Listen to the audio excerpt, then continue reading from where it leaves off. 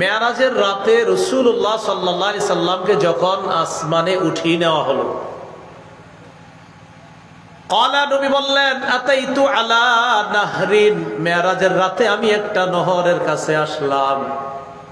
হাফাতাহু কিবাউল লুউলুই মুজাওয়াফা, আমি তাকায় দেখলাম ওই নহরের দুই পাশে ফাপা মুতি মণিমুক্তা দ্বারা তৈরি করা অসংখ্য অগণিত গম্বুজ দেখা যায়। নহরের দুই পাশে গম্বুজ। ফাকুলতু, আমি বললাম, মা হাযা ইয়া জিবরিল, জিবরাইল এটা কি? জিবরিল আমিন জবাব দিলেন, হাযাল কাউসার, এটাই তো কাউসার, যেই কাউসার আল্লাহ আপনাকে দান করছেন, এটাই কাউসার।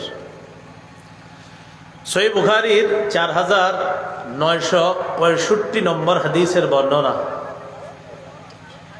এই হাদিসের বর্ণনাকারী আবু উবায়দা তিনি বলেন, সালতু আয়েশা রাদিয়াল্লাহু তাআলা আনহা আন কাউলিল্লাহি আযজা ওয়া জাল, ইন্না আ'তাইনাকাল কাউসার।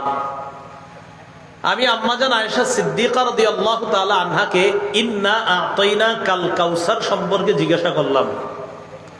আম্মাজান আয়েশা সিদ্দিকা জবাব দিলেন, হুয়া নাহরুন উ'তিয়াহু নাবিয়্যুকুম সাল্লাল্লাহু আলাইহি ওয়াসাল্লাম, এটা এমন একটা নহর যেই নহর তোমাদের নবীকে দেওয়া হয়েছে।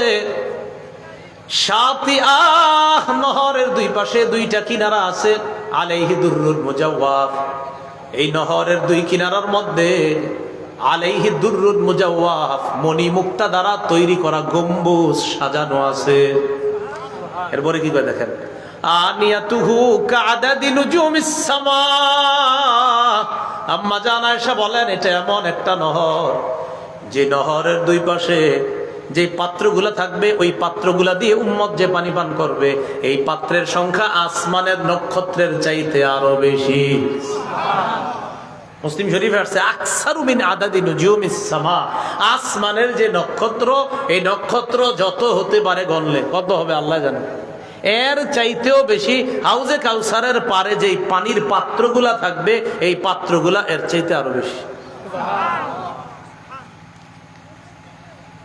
আল্লাহ আমাদের সকলকে হাউজে কাউসারের পানি যেন আমরা পান করতে পারি, আল্লাহ তৌফিক দান করেন। তো এই হাদিসের মধ্যে জানলাম হাউজে কাউসারের পারে মণিমুক্তা ইত্যাদি এই জাতীয় গম্বুজ সাজানো থাকবে। এই জাতীয় গম্বুজ কি করা থাকবে বলেন? সাজানো থাকবে। একটা কিতাব আছে হাদিসের নাম মুসনাদ